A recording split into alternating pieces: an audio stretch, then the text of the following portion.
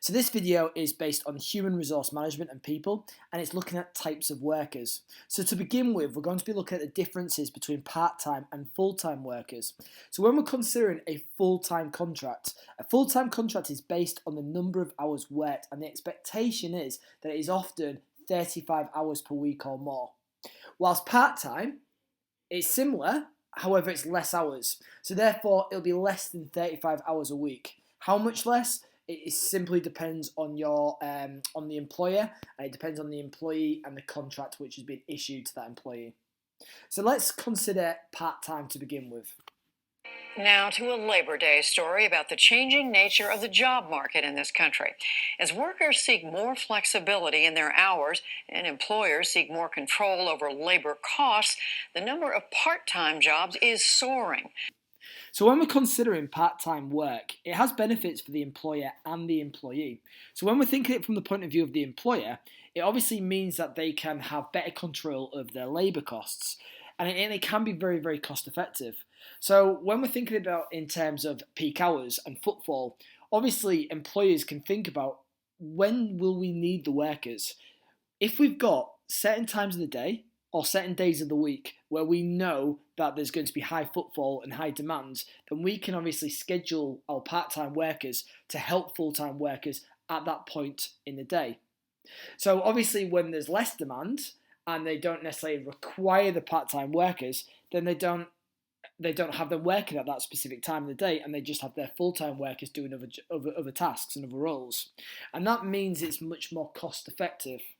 The dominant view in business is to see labor as a cost to be minimized and pay employees as little as possible. So companies hire part-time and use the latest computer technology to get maximum efficiency from every part-timer with scheduling software that programs workers as interchangeable parts. Sometimes there are lots of customers, sometimes there are few customers. And they can measure this in as short as 15-minute increments now with technology. So their view is, why don't we match the number of people that we have as closely as possible to customer traffic? That way, when customers are there, we can serve them better. And when they're not there, we don't have anybody idle, standing around doing nothing. Makes sense. Makes sense. However, when the mindset is to see labor as a cost to be minimized, retailers and lots of other companies find themselves in a vicious cycle. And this vicious cycle is downright brutal for employees. So as that video highlighted how cost effective it could be just to employ workers on a part-time basis during their peak times. But also you have to consider it in terms of the benefits within the contract as well. So for example, with full-time workers, they've got more entitlements because they're working longer hours.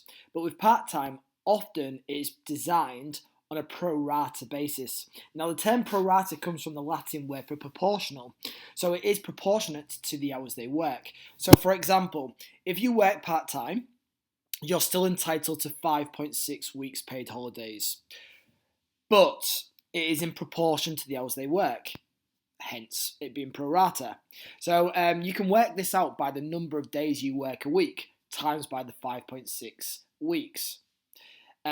So, for example, if you work 3 days a week, you're entitled to 16.8 days, so that's your 3 times 5.6 a year. But that means, obviously, they're paying less out for holidays in terms of workers being off during those periods but still getting paid, than if it was just full-time work. Now, pro-rata is also used if you're giving, for example, financial incentives to the staff, such as a bonus. Often, part-time workers will get a bonus on pro-rata, which just makes it cheaper and more cost-effective for the employer. But clearly, there are still benefits. So if you've got, for example, family commitments, or you are careful about that work-life balance and you want to make sure that you're not just spending all the time at work, then part-time can be really, really useful. It's 8 a.m. on a Friday morning in the city of Utrecht in the Netherlands. Today, Remco Vermeer is staying home while his partner Joran goes to work.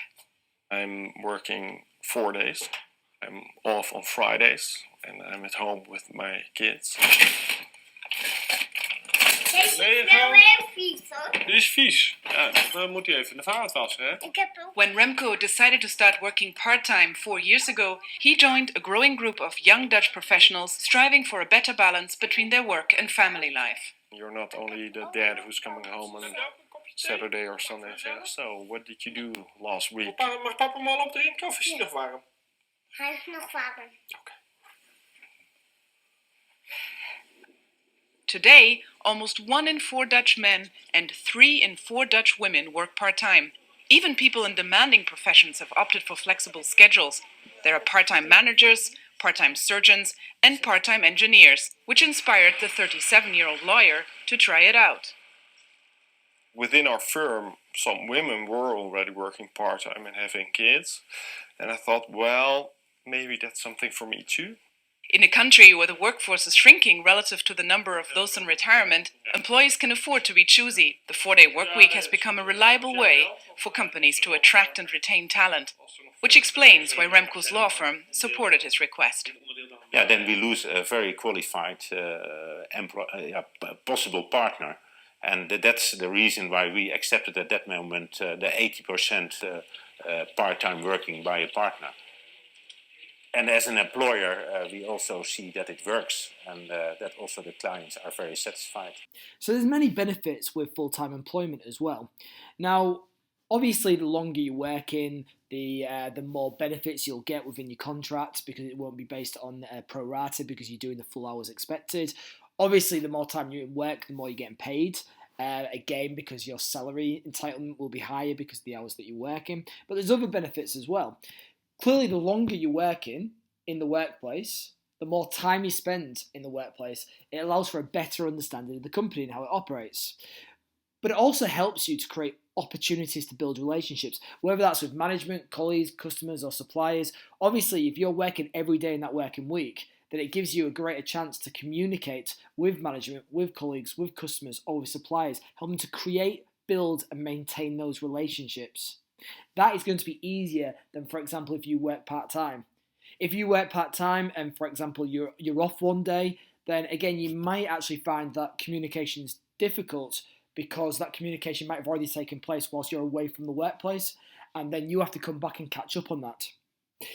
Also, clearly, again, if you're working more in a week, then you're going to be doing more work and you're going to be practicing those skills and develop those skills and improve your expertise within that role.